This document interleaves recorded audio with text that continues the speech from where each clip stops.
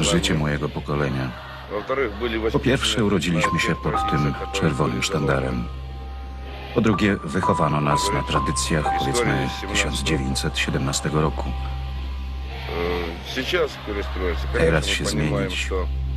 Oczywiście rozumiemy, że popełniono poważne błędy w płaszczyźnie rozwoju naszego integralnego państwa, Związku Radzieckiego.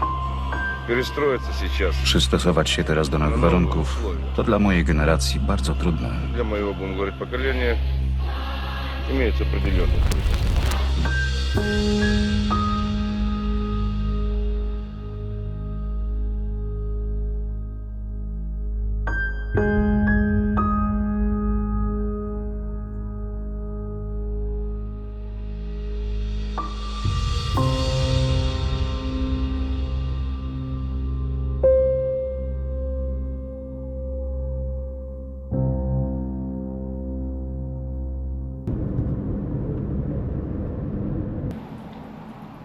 Deep within the dense forest of northwestern Poland, there is a town shrouded in mystery. Welcome to Borne Sulinowo, a town that magically appeared on maps overnight in 1992. For nearly 5 decades, this town did not officially exist, hidden away by the Soviet military, its secrets buried underneath the thick cloak of the Cold War.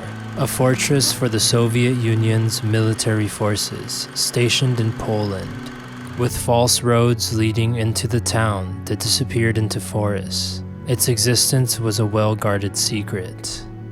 Originally constructed by the Germans in 1936, it was once home to many top-ranking Nazi officers. Visited by Hitler and many other members of the Wehrmacht, it would later come under Soviet control after World War II. Join me as I uncover the true story of Borne Sulinowo, a town that was erased from maps and hidden under the veil of the Cold War. The history of Borne Sulinowo begins long before its mysterious disappearance from maps.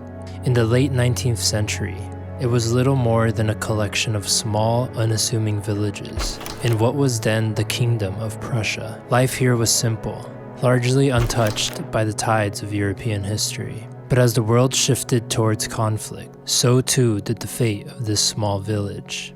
In the 1930s, as Adolf Hitler rose to power in Germany, Borne Sulinowo, then known as Grobborn, became the site of a major transformation. It was chosen to be a key military hub in the Nazi regime's plans for domination. The surrounding forests and rugged landscape made it the perfect location for a sprawling military complex, hidden from prying eyes and ready to train Hitler's war machine. By 1938, Grobborn had become a thriving military installation, a center of operations for the Wehrmacht, Germany's armed forces. Adolf Hitler himself took a personal interest in the project, attending the grand opening of the town's military facilities. The town's importance didn't stop there. Hitler had far-reaching plans, and Grobborn would soon become the launchpad for his vision of conquest. On the eve of World War II, as tensions mounted across Europe, General Heinz Guderian's Panzer divisions trained here, preparing for the blitzkrieg that would soon devastate Poland and the rest of Europe. It was from here that the tanks roared forth, blazing a trail of destruction during the invasion of Poland in September 1939. The town's significance only grew as the war progressed. Luftwaffe units were stationed nearby, and a massive POW camp was established to hold thousands of prisoners. As World War II drew to a close, Grobborn found itself in the path of the advancing Red Army. While much of Germany lay in ruins, Grobborn was left remarkably intact. Stalin recognized its value as a ready-made military base, and the town was seized without much resistance. For the Soviets, this was a gift of immense strategic importance, a new chapter in the town's long and complicated history. With the war over and Europe's borders redrawn, Grobborn, now under Soviet control, was officially renamed Borne Sulinowo. But although it was now within Polish territory, the town had effectively become a Soviet military enclave, a fortress hidden in the forest. And while the world moved on, Borne Sulinowo remained locked in a time of secrecy, its purpose concealed from the outside world. It would not reappear on the map for nearly half a century. Borne Sulinowo became a ghost town in plain sight. Though physically part of Poland, it was a Soviet-controlled military base, completely erased from the maps. No signs pointed to its existence. Roads that seemed to lead somewhere would abruptly end in thick forests, leaving only those with the highest clearance to know what lay within. The people living in the surrounding areas knew better than to approach. At the center of all of this stood the Soviet Northern Group of Forces, headquartered in Borne Sulinowo. With over 180 square kilometers, or 70 square miles, of military infrastructure, it was one of the largest and most important Soviet bases in Eastern Europe. The town was sprawling, built to house thousands of Soviet soldiers and their families. Apartments, schools, stores, and even theaters were built, hidden away in the dense forest. Completely off the radar of the outside world, Borne Sulinowo's population swelled to over 25,000. Beneath the surface, bunkers and missile silos dotted the landscape, hidden among the trees. Though the Soviet Union officially denied the presence of nuclear weapons in the town, many have speculated that Borne Sulinowo housed ballistic missiles, potentially aimed westward. Spies such as Polish officer Colonel Ryszard Kuklinski passed information to the West, revealing the staggering military capabilities stored here, including tanks, missile launchers, and possibly nuclear warheads.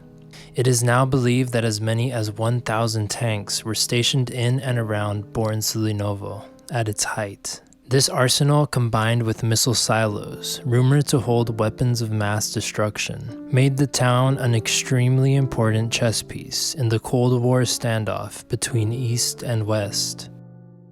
At the heart of this secret town was the officer's house, built in 1936 by the Germans. It was intended to be a place of leisure and command for the Wehrmacht's highest-ranking officers.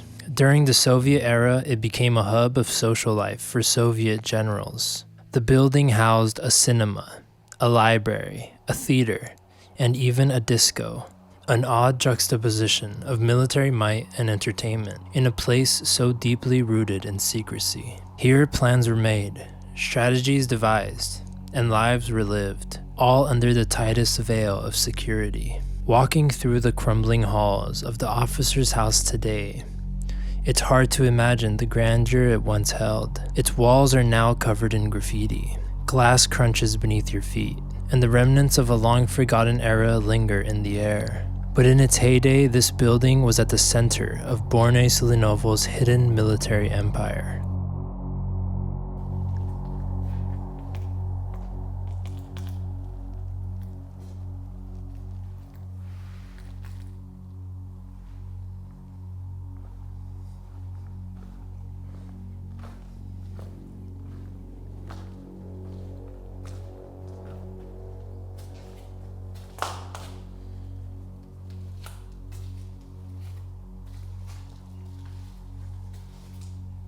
Wow. What's up, guys? I'm walking through the halls of what was once the officers' headquarters here. This place is massive. Check it out.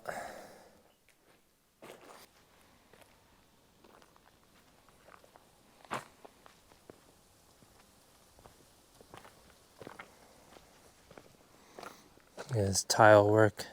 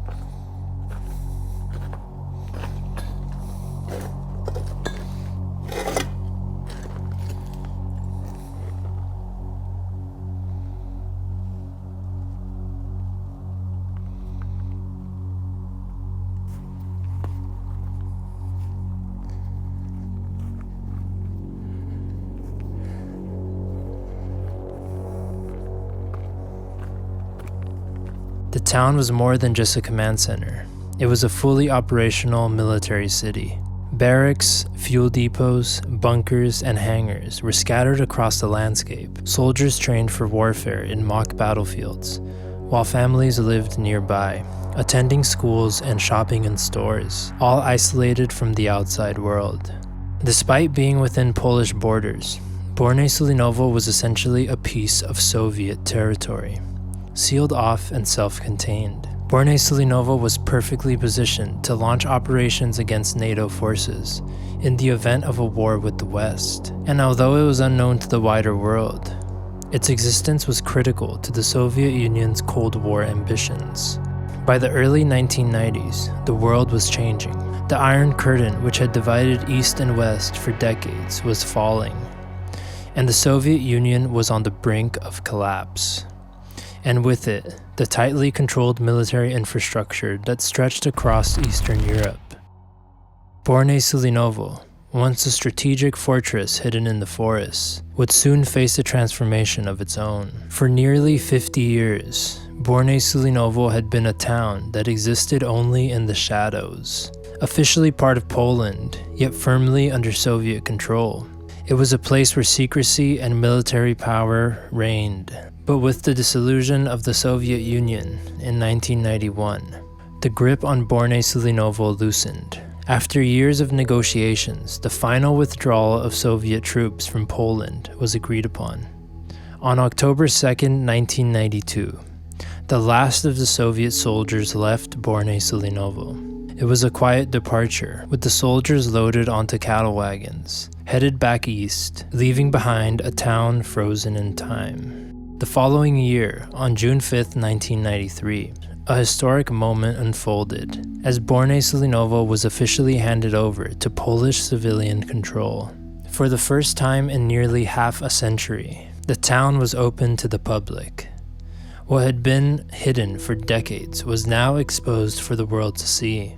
It was a moment of celebration, but also one of uncertainty. Borne Sulinowo was unlike any other town in Poland. It was a relic of the Cold War, a place built for war, not for civilian life. Yet with the withdrawal of the Soviet military, a new chapter began. The Polish government and local authorities worked quickly to reintegrate the town, which for so long had been a closed-off enclave. Roads were repaired, buildings assessed for safety, and preparations made to welcome a new wave of residents. In the months following its return to Polish control, Borne Sulinowo became a symbol of rebirth.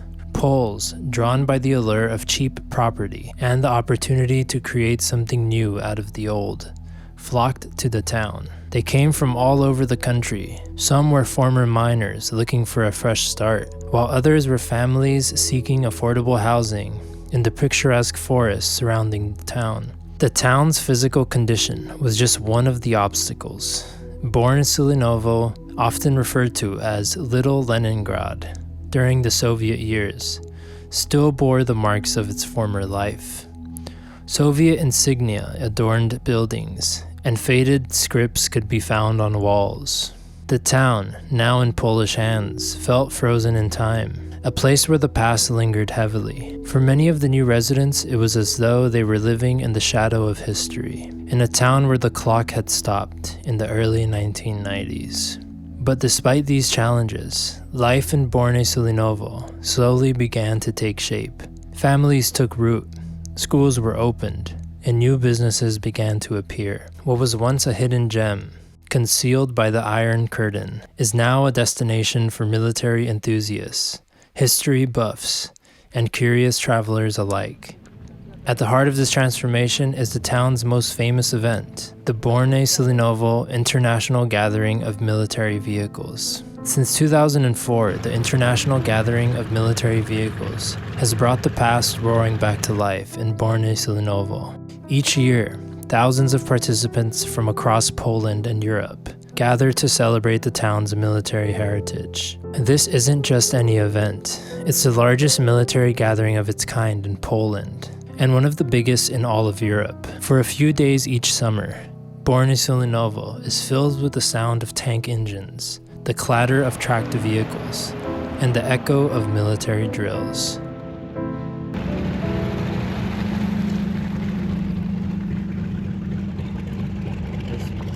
crazy airplanes here.